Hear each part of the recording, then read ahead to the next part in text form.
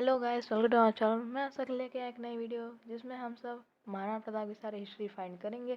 वो कैसे योद्धा थे, वो कितने शक्तिशाली थे, उनके माता पिता का क्या नाम था, उनके दादा का क्या नाम था, वो कहाँ पे पैदा हुए थे, ये सब हम इस वीडियो में फाइंड आउट करने वाले हैं। तो चलिए देरी किए बिना वीडियो को स्टार्ट करते हैं। भारतवर्ष में अनेक ऐसे देशभक्त हुए हैं जिन्होंने अपनी मातृभूमि की रक्षा के लिए अपने प्राण न्यौछावर कर दिए हैं।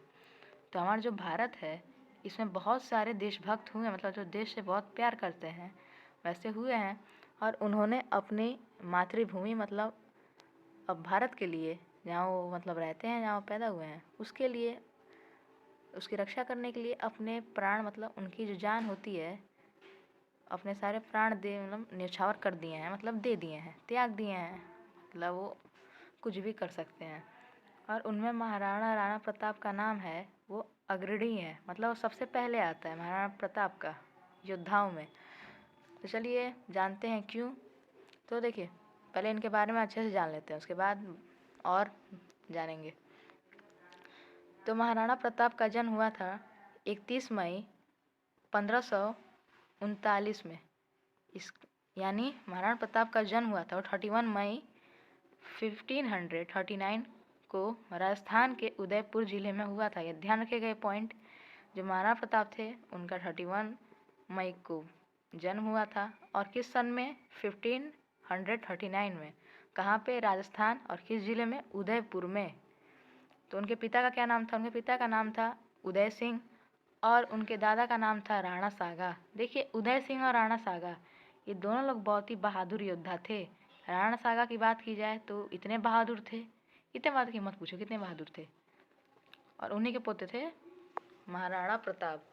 और फिर उनके पिता की बात करते हैं उदय सिंह, तो ये भी बहुत ही बहादुर थे। ये भी उतने ही बहादुर थे जितने इनके पिता थे राणा सागा। और इन्हीं के बेटे हैं महाराणा प्रताप। तो चलिए महाराणा प्रताप के बारे में और जानते हैं। तो महाराणा प्रताप का लंबा कद, उनकी हाइट थी वो बहुत ही लंबी थी, चौड़ी छाती, उनकी छाती चौड़ी थी, सोलर की छाती, और बड़ी बड़ी आँखें। उनकी जो आँखें थी वो बहुत ही सुंदर थी, प्यारी थी और बड़ी बड़ी थी। और उनका भरा हुआ चेहरा था, मतलब बहुत ही उनका सुंदर और प्यारा सा चेहरा था। और उनकी घनी मूछें उनके व्यक्तित्व को बहुत आकर्षक बनाती थी। और उनकी जो घनी मूछें थी वो उनके चेहरे को, मतलब उनका जो स्टाइल था, फैशन मतलब रखने का अपने आप को, वो बहुत ही कूल था, मतलब बहुत ही अच्छा था। तो उनकी नस नस में राणा सागा की वीरता और दिल में देशभक्ति की भावना कूट कूट कर भरी थी। मतलब उनकी नस नस, मतलब उनके अंदर जो राणा सागा उनके दादा थे, उनकी ही वीरता, मतलब एकदम वो उन्हीं की तरह बनना चाहते थे, और उनकी ही वीरता उनके अंदर कूट कूट कर भरी थी। और वह युद्ध कला में प्रवीण थे। और उनकी जो युद्ध करने के लिए जो हमें जो नई ट्रेनिंग दी जाती है, जैसे हमारे जो आर्मी में जाने के लिए या पुलिस में जाने के लिए हमें जो ट्रेनिंग दी जाती है, वैसे ही वहाँ पे युद्ध कला होती थी। तो वहाँ पे जैसे हमें आर्मी में बंदूक चलाना सिखाया जाता है, वैसे ही वहाँ पे हथियारों का प्रयोग करना सिखाया जाता है। तो तीर चलाना, घुड़सवारी करना उनके शौक थे। मतलब तीर चलाना और घुड़सवारी करना, मतलब धनुष आप जानते होंगे, अगर आपने रामायण देखी है तो आप लोग बहुत अच्छे से जानते होंगे। और घुड़सवारी करना ये तो सब कोई जानता है, वैसे ये नेशनल एक स्पोर्ट्स है। तो चित्तौड़ की जो हालत थी वो उन्होंने खुद ही देखी थी अपनी आंखों से। तो फिर उन्होंने सोच लिया था कि अब चित्तौड़ को लड़ाई में जीतना है, कैसे भी करके लड़ाई में जीतना है, और चित्तौड़ को वापस हमें पाना है कैसे भी करके। और फिर मैं चित्तौड़ को खुद ही सुधारूंगा। तो 3 मार्च, ध्यान सुनिएगा, 3 मार्च 1572, मतलब 3 मार्च 1572 को महाराणा प्रताप को मेवाड़ के सिंहासन पर बैठाया गया। ये बहुत ही इंपॉर्टेंट है, ये कहीं भी आ सकता है हिस्ट्री के क्वेश्चन में। तो इस दिन महाराणा प्रताप को मेवाड़ का जो सिंहासन मतलब राजगद्दी, उस पर बैठाया गया, मतलब वो राजा बने इस तारीख को। तो उन्होंने राजा बनते ही प्रतिज्ञा ली कि चित्तौड़ का उद्धार उनका लक्ष्य है, मतलब चित्तौड़ को वापस लेना ही उनका सबसे पहला लक्ष्य है, और बलिदान उनका मार्ग। और भले ही वो अपनी जान दे दें, उनको कोई फर्क नहीं पड़ता, या फिर दूसरों की जान लेके वो क्यों ही ना, अगर चित्तौड़ को वापस लें। तो अब तक चित्तौड़ स्वतंत्र ना होगा उन्होंने ये भी प्रतिज्ञा ली कि जब तक चित्तौड़ स्वतंत्र ना होगा, जब तक चित्तौड़ आज़ाद नहीं होगा मुगल से, तब तक वे सोने चांदी के बर्तनों में भोजन नहीं करेंगे। वाह, सोने चांदी के बर्तनों में भोजन करते थे। हाँ, तो सोने चांदी के बर्तन में भोजन नहीं करें मतलब वो नहीं खाएंगे उस बर्तन में, किसी और में, मतलब केले के पत्ते पे शायद खाएंगे, ये तो नहीं पता। ना कोमल सस्या पर सोएंगे, ना कोमल सस्या मतलब होता है बिस्तर, जैसे हम जिस बेड होता है उसमें जो बिस्तर बिछा होता है ना वो, तो कोमल सस्या मतलब जो बिस्तर बहुत ही कोमल मतलब बहुत ही मुलायम हो, उस पर नहीं सोएंगे। ना राजमहलों में वास करेंगे, और वो जो राजमहल होते थे जहाँ राजा रहते हैं वहाँ पे नहीं रहेंगे। और ना ही उत्सव मनाएंगे मतलब कोई त्यौहार मनाएंगे तब तक जब तक क्या चित्तौड़ वापस नहीं मिल जाता। तो उन्होंने अपना सारा जीवन देश की शान, धर्म की आन और जाति के मान की रक्षा करते हुए जंगलों और पहाड़ों में व्यतीत कर दिया।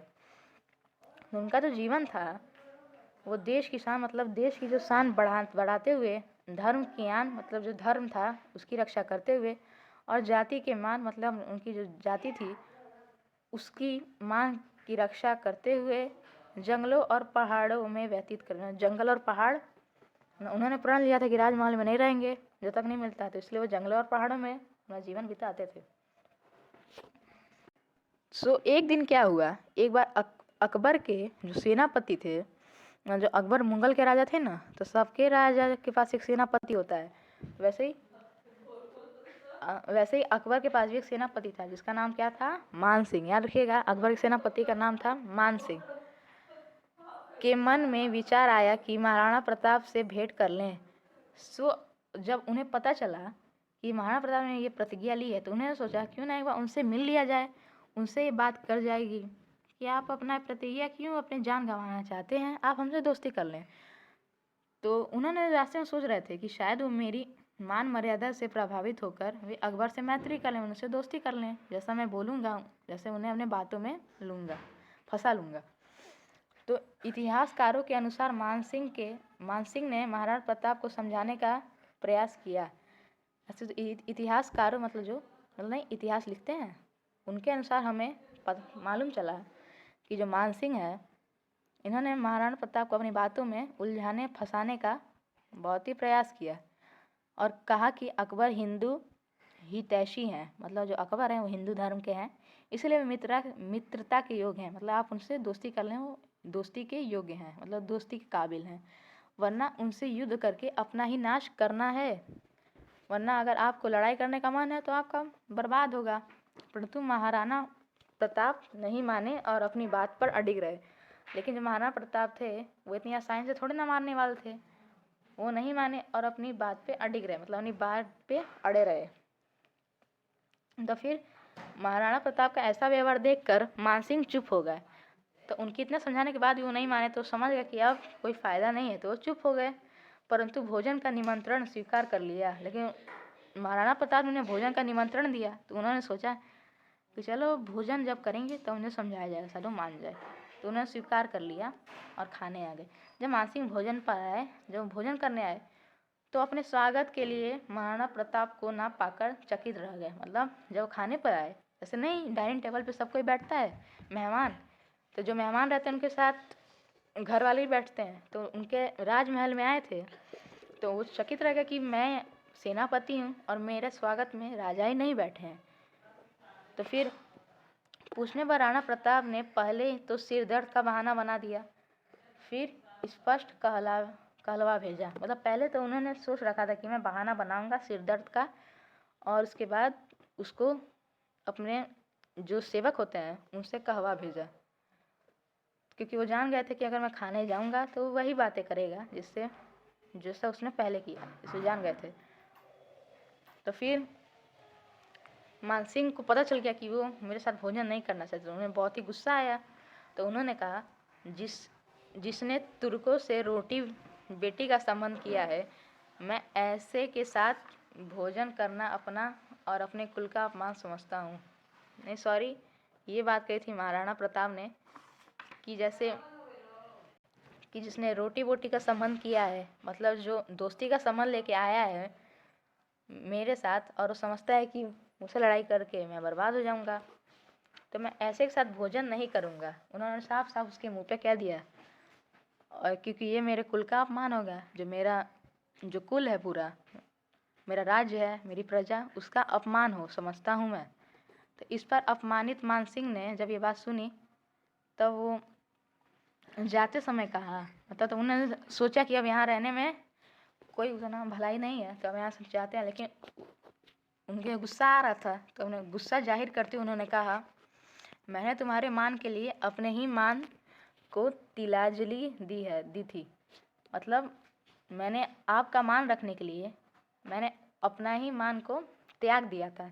तिलांजलि मतलब होता है किसी चीज़ को त्याग देना, दी थी।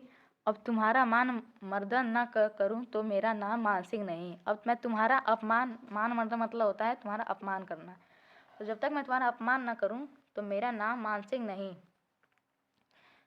महाराज, तो ये बात महाराणा प्रताप ने सुनी और मुस्कुराए और उन्होंने बोला, महाराणा प्रताप ने उत्तर दिया, मतलब उन्होंने जवाब दिया। उसने कहा तो कि अगली बार तुम्हारा स्वागत युद्ध भूमि में तलवार से ही करूँगा। उन्होंने कहा कि जब अगली बार हम लोग मिलेंगे तो तुम्हारा स्वागत मैं तलवार से ही करूँगा, वो भी युद्ध भूमि में। इतना कहकर मानसिंह वहाँ से निकल गए और युद्ध की तैयारियाँ होने लगी। यहाँ पे महाराणा प्रताप ने युद्ध की तैयारी करने लगी। इसके बाद की कहानी हम आप सबको इसके अगले पार्ट में बताएंगे।